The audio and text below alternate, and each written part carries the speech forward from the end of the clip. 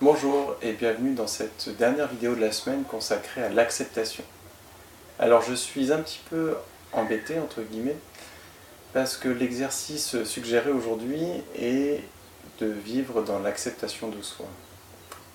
Embêté parce que finalement c'est ce que je suggérais hier dans ma vidéo et comme je ne lis jamais à l'avance les questions, je réagis à chaud entre guillemets. Et bien j'ai suggéré hier l'exercice de vivre dans l'acceptation d'une personne avec laquelle on a du mal à accepter les comportements d'ordinaire. Et pour ma part, je disais que j'allais le faire aussi pour moi parce que j'ai tendance à m'exaspérer et voilà. Et l'exercice du jour est celui-ci, c'est-à-dire vivre dans l'acceptation de soi, de ses comportements, de l'expression de ses défauts quand on les voit, ou en tout cas des choses qui nous paraissent être nos défauts. Ceci étant, c'est quelque chose d'important, donc c'est bien de revenir dessus. Pourquoi est-ce important de s'accepter ? Eh bien parce que si on arrive à s'accepter, ce qui est certainement le plus difficile d'accepter nos défauts, sans tomber dans le narcissisme, c'est-à-dire je ne vous incite pas à aller dans vous dire que vous vous aimez, quoi que vous fassiez, que vous soyez odieux avec les autres ou pas, non, on ne va pas aller jusque-là. On parle vraiment de l'acceptation, c'est-à-dire on est tel qu'on est, on a nos qualités, on a nos défauts comme tous les autres. Si on se permet d'avoir des défauts et d'être conscient de ces défauts, et qu'on essaye en même temps de les modifier, de transformer tout ça pour continuer à progresser, on est dans l'acceptation.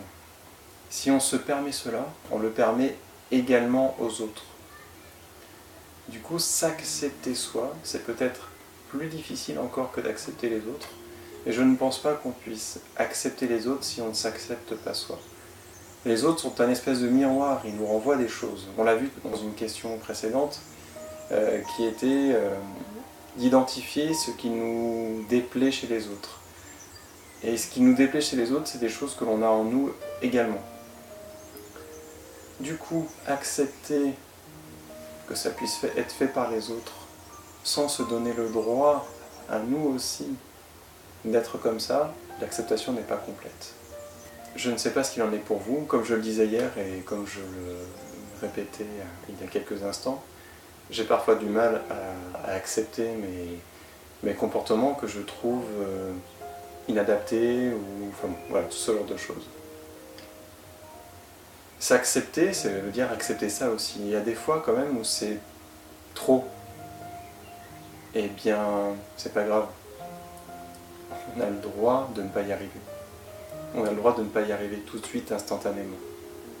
L'acceptation de soi et l'acceptation des autres, c'est un chemin qui peut être long, qui est difficile. Il est simple mais difficile. Du coup, eh bien oui, on a le droit de ne pas y arriver. Et c'est comme ça. Et c'est pareil pour tout le monde. Du coup, tout au long de cette journée, où le thème est l'acceptation de soi, essayons de nous accepter, d'accepter nos défauts comme nos qualités, et acceptons aussi, parfois, de ne pas arriver à faire cet exercice, comme de ne pas arriver à faire toute autre chose. Nous sommes humains, nous avons donc tous droit de ne pas y arriver, de nous tromper, d'éventuellement échouer, éventuellement parce que une épreuve, une erreur nous apprend toujours, nous montre que l'on peut faire mieux. Que l'on peut faire mieux par rapport à notre sensibilité. Donc je vous encourage à faire cet exercice qui, je pense, est très intéressant. Et ensuite à vous poser la question suivante. Quels sont les avantages que vous percevez à vivre dans l'acceptation de vous-même ? Bonne journée, merci de m'avoir suivi.